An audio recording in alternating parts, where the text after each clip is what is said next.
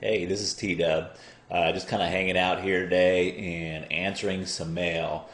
And I just get so much email and letters through the post now that I can barely keep up with it all. So I thought that maybe it would be helpful if I read a couple letters to you, and maybe that would be helpful for you too. I'm going to leave out the real names and the the real cities and states and such. But I've got a letter here from Karen. This actually came by email. I'm going to call her Karen. Her name rhymes with that, but I'm going to call it Karen. She says, "Dear T-Dub, help. First of all, your book is helping me immensely, not to get an ex back, but to totally rejuvenate my communication with my boyfriend so that he never does become my ex." That's good. I'm dead stuck on one thing, though. You say that we train people to treat us badly, and I completely get that. You also say that we should reward good behavior, but not bad behavior. So here's my roadblock. How do I stop or punish, not reward that bad behavior? Great example. My boyfriend and I are in a long-distance relationship. I am in blank, and he is in blank. So our relationship revolves around phone calls. He has a really bad habit of saying, "I'll call you later tonight at a certain time," and then not doing it. Or else just not calling all day and then calling at night when we can talk longer. I love checking in just to say hello phone calls as much, if not more, than the long conversations. I know he doesn't do it because he doesn't care. He's just a guy and doesn't really think phone calls like I do, but it bothers me. I so look forward to talking to him, and then he doesn't call. I feel forgotten and neglected, like something better has come up and I got pushed aside.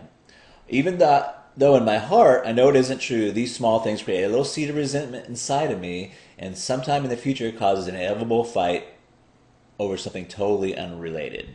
So I guess my question is this: how do I punish, not reward this behavior without sounding like a nagging shrew? How do I tell him this is not okay with me? I'm not angry, but I want to nip it in the bud before it creates resentment and leads to anger. Please help me. Thank you so much, Karen.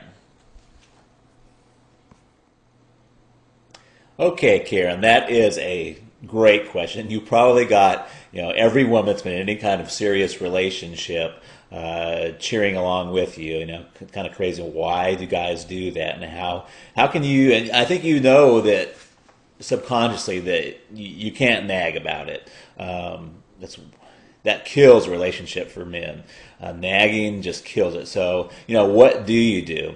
And just for you, if you're not sure what Karen was talking about, in my book, Magic of Making Up, I talk about what's called CRM, or the Conscious Retraining Method. And it's kind of tongue-in-cheek, but I say, how to train anyone to act the way you want them to act.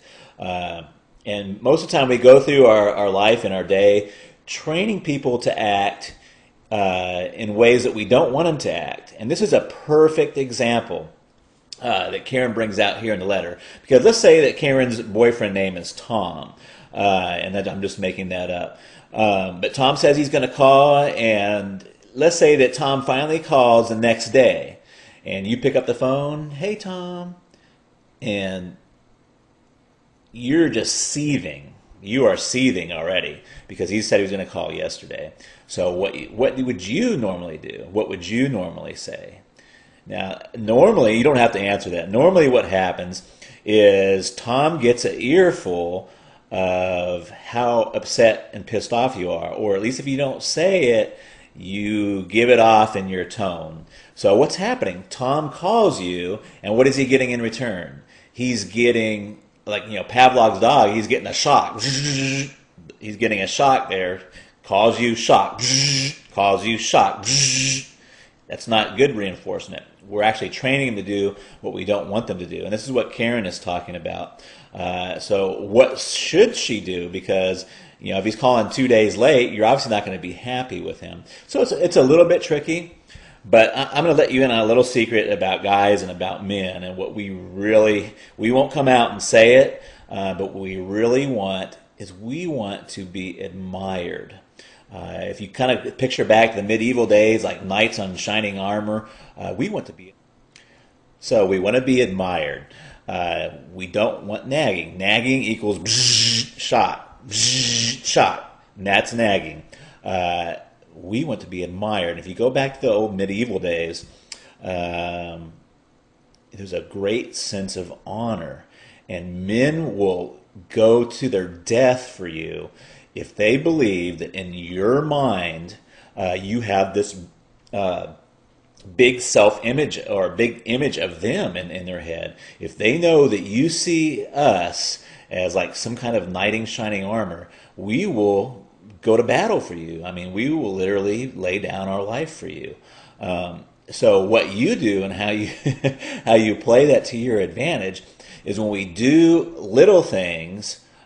Say, I'm using this as an example. When we do little things, you compliment us and appreciate us on these little things, and you do that to train us to do the small stuff like calling you. So there's a real quick example because I'm I'm kind of running out of time.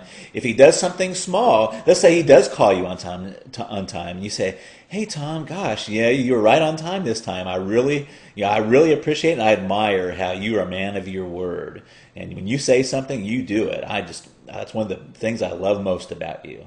Do you see where I'm going with that? So when they do something right, even small stuff, you say, "Hey, one of the things I really admire about you is how when you say you're going to do something, you do it."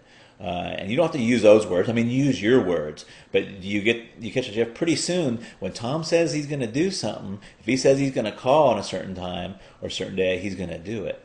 And you're exactly right. The last thing you ever want to do is nag him. And I could go on for hours about that. But you want to find small things that he does. When he says he's going to do something, if he says he's going to get the oil change in his car and he does it, say, "Man, you said you were going to do it. I knew you were going to do it." And even if you have a little bit of doubts, just give him the benefit of the doubt. And pretty soon, if you keep doing that, keep reinforcing that, he is going to come to a point where he thinks that in your mind, when you think of him, he's like that knight in shining armor. And he will go to his death for you. I guarantee it. So I hope that was helpful, and I hope I didn't run over time here. I'm going to try to throw this up on YouTube for you. If you haven't got my guide yet, it's called The Magic of Making Up. It's typically for folks that have just broken up. It'll be over on the link to your right. It'll be a little blue link just underneath the description there. I'd love to see you, and I'll try to get another video for you. I'm running out of time on this one. Thanks for listening.